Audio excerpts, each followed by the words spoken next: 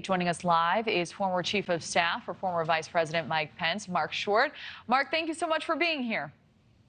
Thanks, Kelly. Thanks for having me on. Well, wonderful to have you on. So first, your reaction to Pence's performance. How do you think he did last night?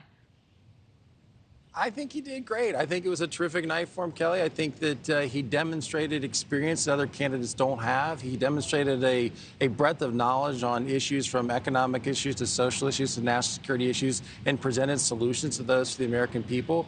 And I think that differentiated from the rest of the field. Both his experience and his character sets him apart. And I think that came across pretty clearly last night.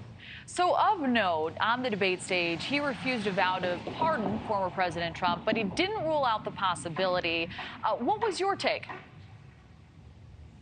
Well, I think it's kind of a silly conversation for so many people to declare what they would do without even knowing the facts of the cases at this point. And as I think you heard the vice president say, he'd been in a position of being governor. He's provided pardons. You don't have all the facts at this point. But even more, when providing a pardon, there has to be some element of contrition from those who have been found guilty. That's part of the process. And so I get that it's a plea to win over some of Donald Trump's supporters to announce that automatically you'd pardon, but I don't think it's a very responsible way to approach the question.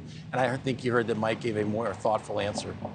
So this was a much more fiery side of the candidate than I've ever seen before, especially towards Vivek Ramaswamy. Can we expect to see more of this side of the former vice president?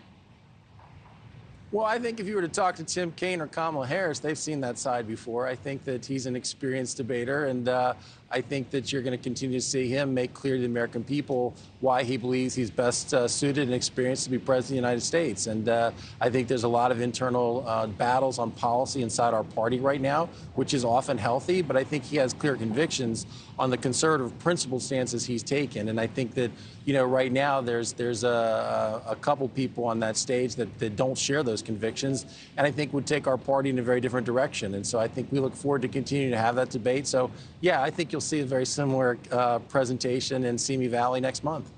So Governor Ron DeSantis was told that he ducked the question regarding whether Pence did the right thing by certifying the presidential election. Here's the clip. I think the American people deserve to know whether everyone on this stage agrees that I kept my oath to the Constitution that day. There's no more important duty. So answer the question. I've answered this before. So yes. Why are we? Mike did his duty. I got no beef with him. So what was your read on that exchange? I think it's a fundamental question when you swear an oath to uphold the Constitution and defend it, that's important for any candidate running for public office, especially for President of the United States. I don't think it's as simply as dismissive as I got no beef with that. I think it's a pretty fundamental question that every candidate should answer. And I think we've seen elected officials who have failed to uphold their oath and have failed under the trials of that office. And I think that Mike Pence demonstrated his character and his commitment to his oath to the Constitution, to the American people. I think it's a fundamental question that everybody on that stage should answer. So Ramaswamy, he was a popular target in the debate, drawing more attention to himself when he said, quote, "I'm the only person on the stage who isn't bought and paid for." Pence called him out for lack of experience, and then NewsNation later caught up with Pence about going head-to-head with Ramaswamy. Here's the clip. Now is not the time for on-the-job training. We don't need to bring in a rookie. We don't need to bring in people without experience. Do you think people were surprised by how aggressive you were with Ramaswamy tonight? If people are surprised by that, it's just because they didn't know me well. But I think people are starting to get to know us. We fight for what we believe in. So we've got about 40 seconds left. Do the American people know the former VP well, and what can we expect to learn from him or about him during his campaign? Well, I think he gives the line often. The American people know him as his role as vice president, so he has high name ID, but they don't know his full personality, his full character, and his full public record as a congressman, as governor. And that's part of what he wants to tell, because he played the role of vice president, supporting President Trump's agenda very faithfully.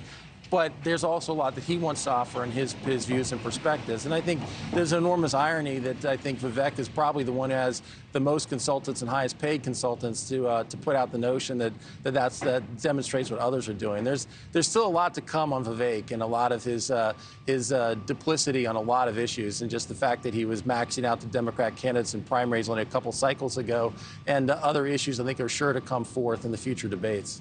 All right, we'll have to leave it there. Marc Short, former Chief of Staff for Mike Pence, thank you for joining us. Thank you for watching. Go to newsnationnow.com to find News Nation on your television provider. And don't forget to click the red subscribe button below to get more of News Nation's fact-driven, unbiased coverage.